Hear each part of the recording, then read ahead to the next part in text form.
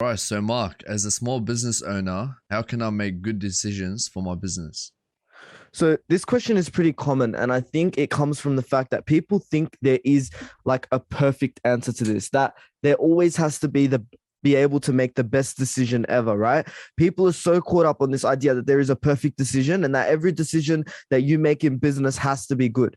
It's really not like that. And I think the problem is that people need to understand that it's more about making the decisions rather than actually the quality of the decisions. And what I mean by that is if you're not making decisions constantly in your business, executing on different things, you're never going to be able to achieve the things that you want to achieve. And one of the worst things about making a decision is not making them or waiting too long to make them based on something that you're predicting to happen before it even happened. People spend so much time in meeting rooms with their colleagues. If you're a big business, if you're a small business owner, you spend it by yourself thinking about it, thinking about like business decisions and wondering how they're going to impact your future.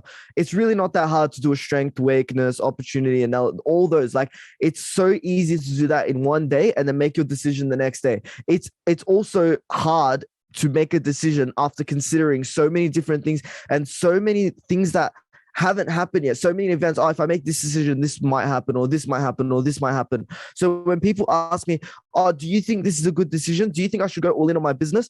I don't fucking know. Choose, right? Choose one and execute and decide what you think is going to be best for your business and believe in it. And then whether you lose from that decision, you're going to learn. And then whether you succeed in it, then you're going to make better decisions the next time, right? And I think right now the number one problem is that people have too much stress when they're making the decisions, so they're making more bad decisions than right decisions.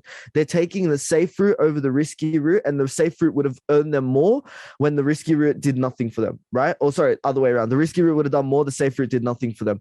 And one of the biggest problem with that is that people are thinking with their emotions when they're making these decisions. The most important thing in business when you're making a decision is to be objective, base it off what you know, and go ahead, right? Yeah. The more stress you have into a decision, the worse you're going to perform in that decision. And also make sure that you have your priorities set in business, right?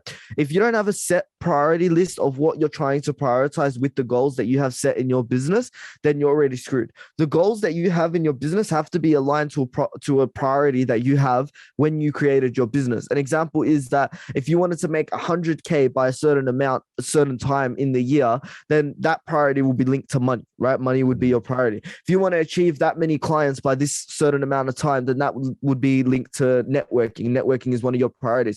Once you have these two set together, then it makes it a lot easier to make your decision because you're going to be basing it off the truth of what your actual priority is and how that aligns to your goal. And not to mention that your micro and your macro goals have to be very like considered into your decisions. A lot of people think micro with their first few business decisions, which is fine. You'll learn later that the macro decisions are even more important because what you're doing in the micro does not impact your business in the next 5 years. Whereas in what you're doing in the macro is going to be impacting your business forever, like personal branding, like the blind spot, right? All these types of things are very impactful on your business.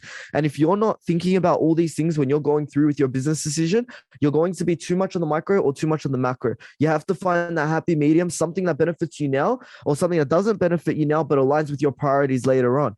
And one of the number one things I can say for that and the way to do that is make sure your goals have like mini goals attached to them, right? So that the micro goals always match up with the macro. If they don't match up, then your micro goals will be setting out for different priorities and your macro goals will be setting out for different priorities. And what they do, they won't meet in the middle. And that's where your business decisions will have the biggest problem. I also think putting your happiness and your satisfaction is of your utmost importance. Unless you're consulting with other people and you have a big business and you have lots of people that you need to consult with before making your decision, you'll definitely need to consult with yourself, understand what you're actually capable of doing. If you're setting yourself, for example, in our circumstance, a content strategy that you can't follow, you're just going to be looking stupid, right? You're going to be trying to post 4 times a day when you're only really putting quality content into 3 of those, right? So the number one thing for me is making sure that you're happy and satisfied with all the decisions that you're making. And if you have anyone else that's within your business, you of course have to consult with them and make sure that they're right. And let me just end it with this. And this quote I posted on Facebook, and a lot of people liked it. When you're making decisions for 90% of the time, and only spending 10% thinking, you're going to have more data to analyze off the basis of your decision. Whereas if you're thinking for 90% and only executing on 10% of those decisions, you're not going to have any data to analyze. Your business isn't going to be moving. And most likely, because you've thought out that long, you've already second guessed every single risky route that would have actually made your business succeed more and not taken the safer route. And last of all, make sure you put your happiness and your satisfaction first.